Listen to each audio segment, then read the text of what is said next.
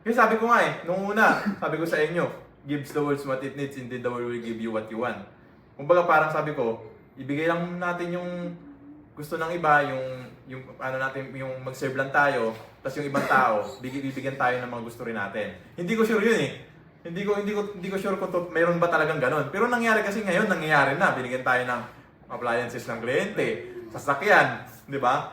So kumbaga parang marami nang binibigay sa atin, mga pagkain, di ba? Hindi lang isang kliyente yun ha. Iba different people.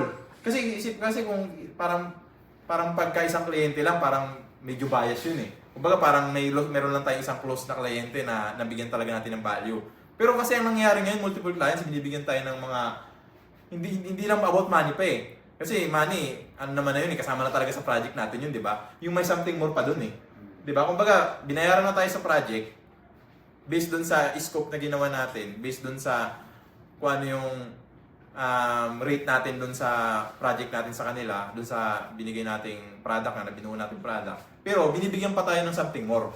Ibig sabihin, na-appreciate nila yung value natin. Kumbaga, kumbaga, sobra pa dun sa pera eh.